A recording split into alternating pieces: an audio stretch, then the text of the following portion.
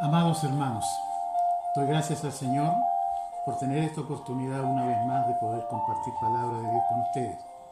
Quiero pensar de que todos están bien, tranquilos, y quiero invitarlos a meditar en torno a las enseñanzas del Maestro. Quiero tomar un texto que está en el Evangelio de San Marcos, capítulo 13, desde el versículo 1 hasta el 5. Y dice así la eterna y poderosa palabra de Dios. Saliendo Jesús del templo, le dijo uno de sus discípulos: Maestro, mira qué piedras y mira qué edificios.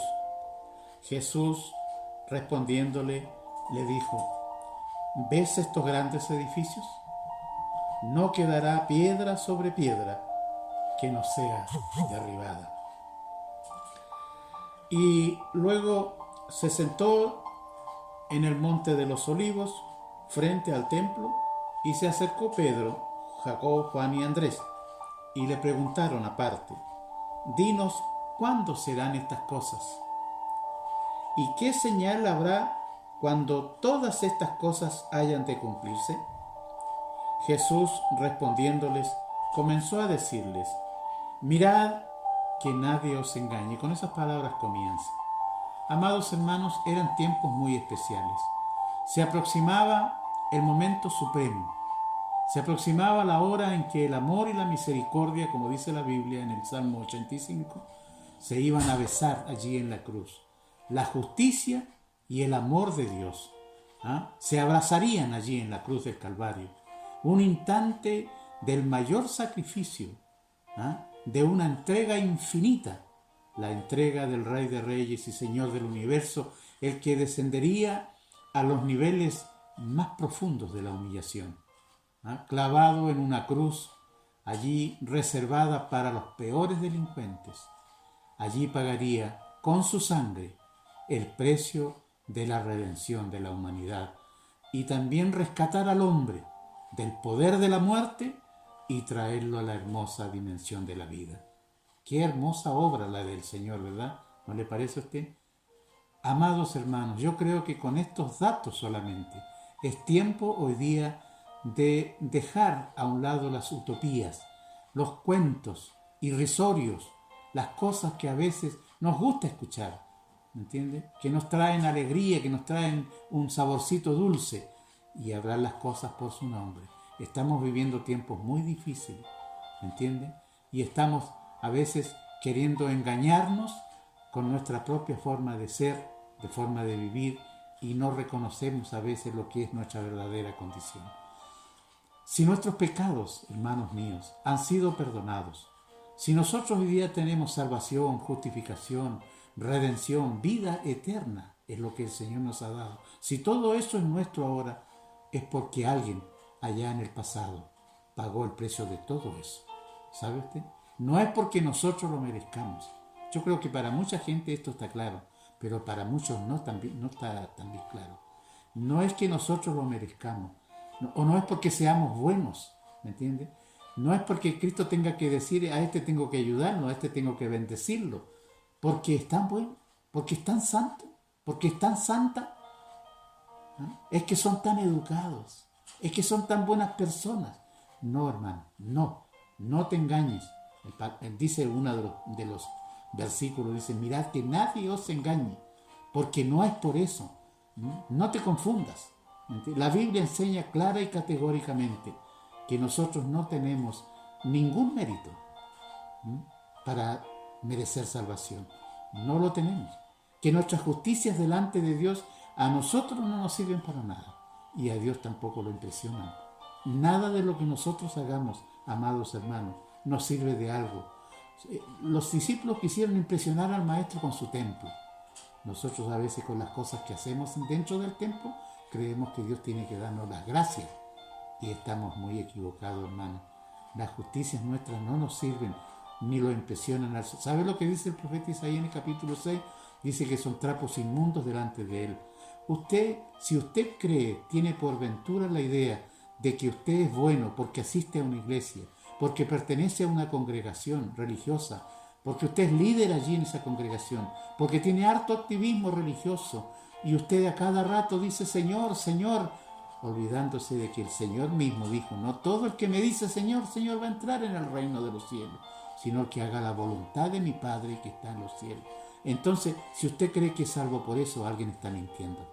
O está mintiendo Dios, o están mintiendo los hombres. Si analizamos Lucas capítulo 18, en el verso 19, si usted analiza Romanos 3:12, se va a dar cuenta que, hermano, que no tenemos mérito alguno, que todo ha sido por la infinita gracia y misericordia de Dios. Fíjese usted que ni el mismo Hijo de Dios, el Señor Jesucristo, ni siquiera Él, cuando cargó con los pecados de todos nosotros, pudo escapar de la muerte. Tuvo que subir a la cruz y Él sentía el peso de esa responsabilidad porque le pedía al Padre si había alguna otra forma de arreglar este asunto. Y no la había. La paga del pecado es la muerte, había dicho el Padre Celestial. ¿Me entiende, hermano? Así que hoy día tenemos que reflexionar en torno a esas verdades, aunque no nos guste mucho escucharlas. ¿Me entiende? En la cruz, Cristo sintió miedo, sintió dolor, sintió desamparo, porque cuando el Padre lo miró desde el cielo al Calvario, no vio a su Hijo clavado, vio los pecados tuyos y los míos, tantos y tan horrendos. Y Dios, a pesar de nuestros pecados, Él nos amó hasta la muerte y murió por los pecadores. Él no ama al pecado, Él aborrece el pecado, dice la Biblia, pero sí ama al pecador. Esto quedó muy claro establecido en la palabra del Señor. Dice, por gracia sois salvos, por medio de la fe. Y esto tampoco es de ustedes, porque es un regalo de Dios, para que nadie se ande gloriando. En otras palabras, para que nadie se ande cachiporreando. Todo se lo merecemos a la gracia bendita del Señor y su misericordia. A veces los sistemas religiosos, hermano, como que no nos dejan ver con claridad esta situación. ¿Me entiendes? Y a veces las personas siguen confiando más en los sistemas religiosos que confiando más en la persona del Señor Jesucristo, que es el único que le puede dar salvación y vida eterna.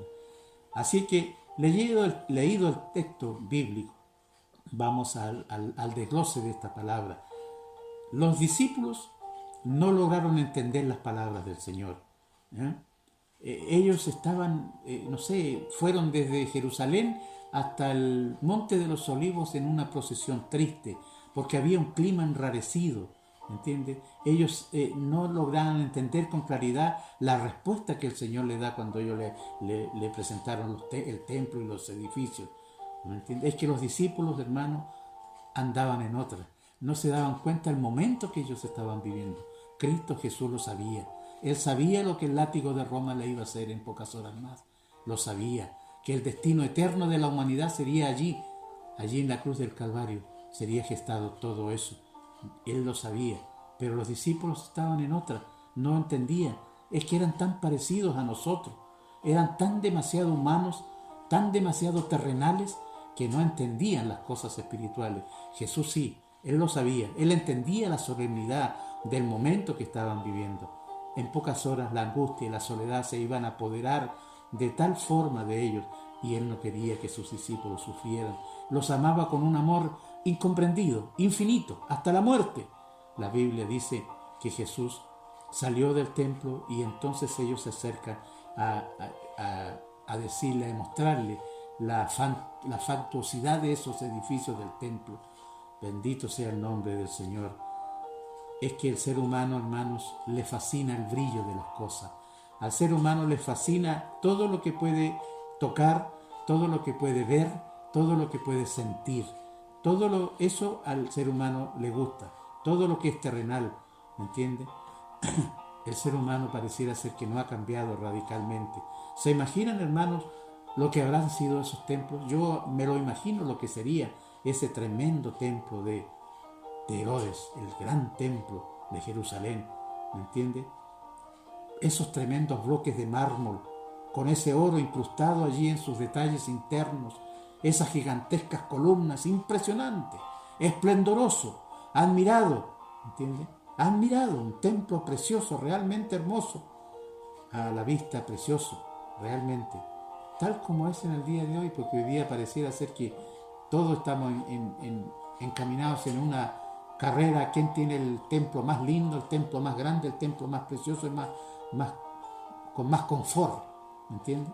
Parece que así se miden el estatus de los siervos de Dios. Bendito sea el nombre del Señor. Yo pienso, amados hermanos, pienso que hoy día nosotros vivimos todavía añorando el templo. Después que han pasado ya 21 siglos, seguimos fascinados con lo que se ve, ¿me entiendes? Con lo que captan nuestros sentidos físicos, naturales, ¿me entiendes? Y va a ser todo perecedero. La Biblia dice que todo lo que nosotros vemos, tocamos, hoy día se va a perecer, ¿me entiendes? En cambio, nos cuesta entender la dimensión espiritual de la vida, las cosas que no se ven, ¿me entiendes? Y que después de todo son las eternas, que no van a perecer nunca. Eso nos cuesta entenderlo. Se acerca el momento glorioso de la tierra. Eso es una realidad, ¿me entiendes? Lo muestran las profecías que en este momento se están cumpliendo delante de nuestras narices. Tenemos dificultad de discernir el tiempo que estamos viviendo. No lo vemos porque estamos atentos a lo que muestran las noticias de la televisión, de la radio, los diarios, las redes sociales. Guerras, dice las redes sociales hablan de guerra, de rumores de guerra, la Biblia también, la televisión, violencia, terremotos, huracanes, el cambio climático, el calentamiento global, los estallidos sociales, las injusticias, las cadenas migratorias por todo el mundo. Pero ignoramos, ¿sabe qué? Ignoramos lo que está sucediendo en el ámbito espiritual y buscamos soluciones muy pasajeras y humanas para estas tinieblas que ya están envolviendo el planeta completo. Esas cadenas migratorias son una de las últimas señales que van a preceder la venida, el retorno del Señor. La gente, dice la Biblia, van a andar de aquí para allá y de allá. Eso es una realidad hoy día. Y la respuesta de Jesús a sus discípulos en aquella ocasión fue también impresionante. Los deja confundidos, los deja perplejos. Ellos hablan de construcciones fantásticas. De cierto os digo, le dice el Señor, que no va a quedar aquí piedra sobre piedra. Ellos no lo entienden. El maestro habla de destrucción cuando ellos le hablan de construcción. No entienden que para construir los valores espirituales es necesaria la destrucción de los valores de la carne. El reino de la vida requiere el fin del imperio de la muerte. A veces nosotros tampoco entendemos con claridad eso. La vida religiosa hoy día nos pareciera que nos pone un velo de pronto por delante para que no veamos con claridad. Los discípulos sintieron el impacto de las palabras de su maestro y se ponen a razonar lo mismo que hacemos nosotros hoy día, someter los misterios de Dios a nuestro razonamiento humano. Y claro, ellos concluyeron igual que nosotros lo hacemos muchas veces, ¿no? Ellos piensan, Jesús no nos está diciendo la verdad. Jesús no nos habla con sinceridad. ¿Cómo se va a destruir este templo tan fantástico? Eso sería posible, no sé, con una guerra mundial, con la venida del Señor Jesucristo y la consecuente destrucción del mundo, a lo mejor. Así sería posible esa destrucción. Este pensamiento les duele con un dolor que no saben explicar.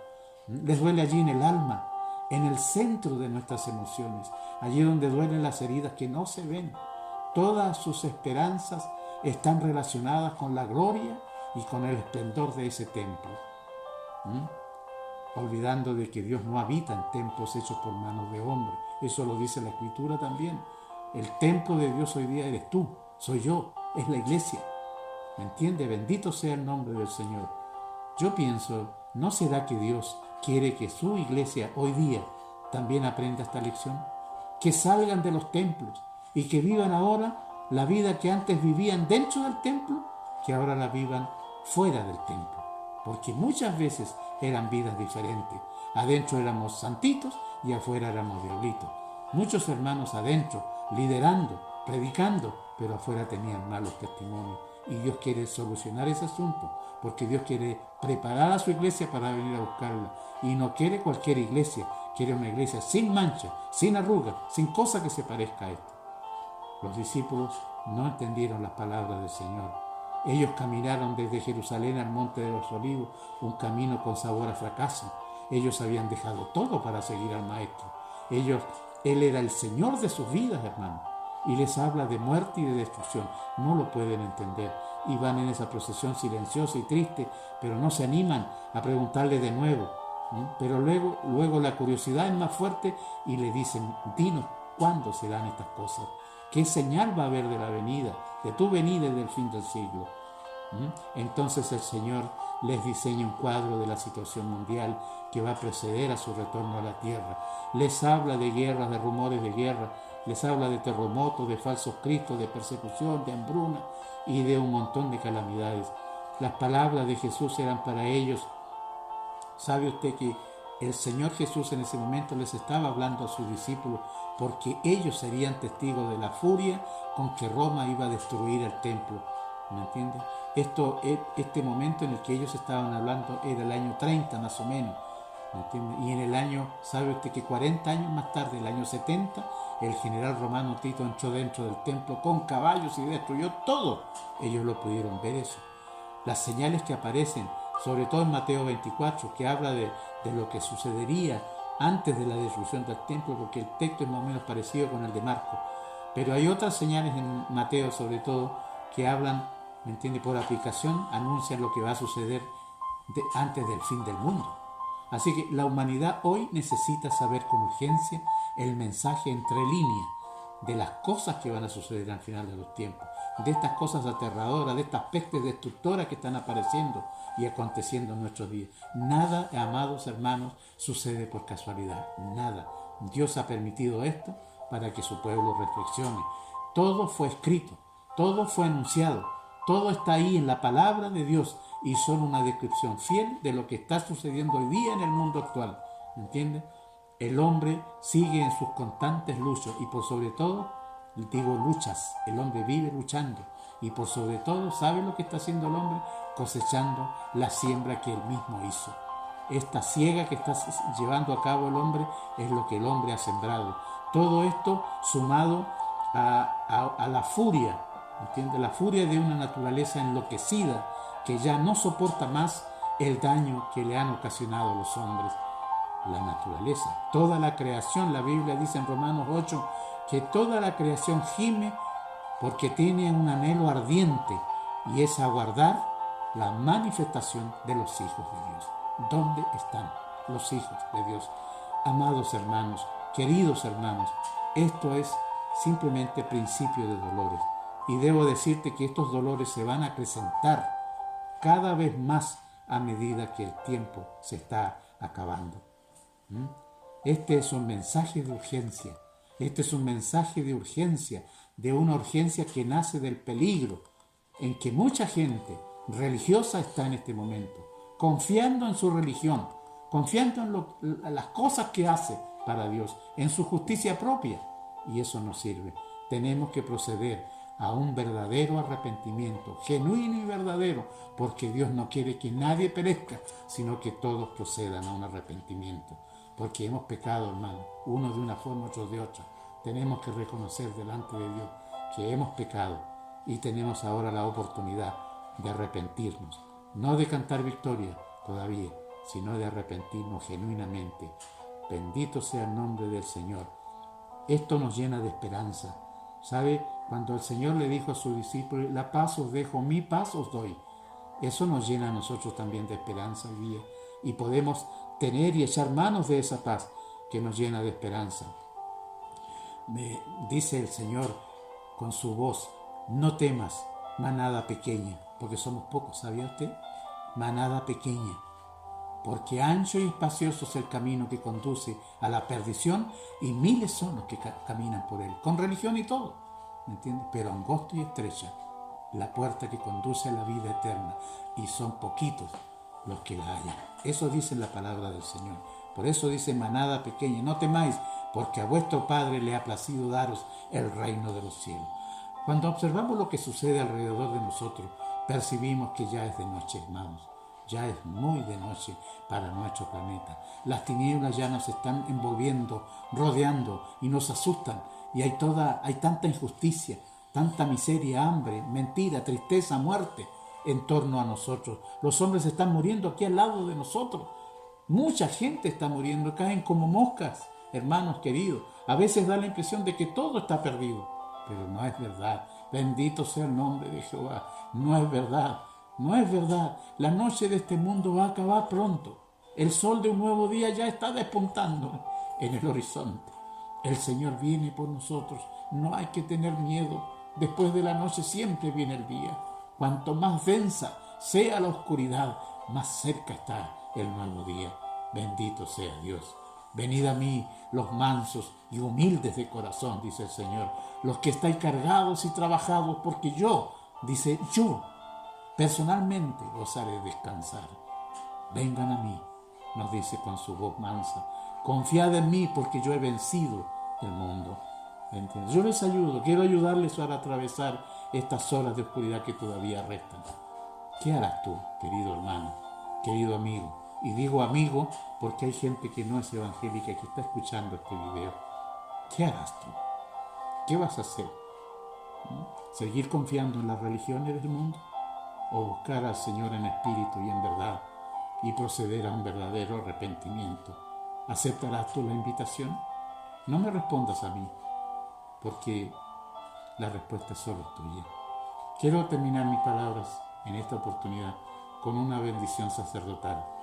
Dice: Jehová haga resplandecer su rostro sobre ti y ponga en ti paz.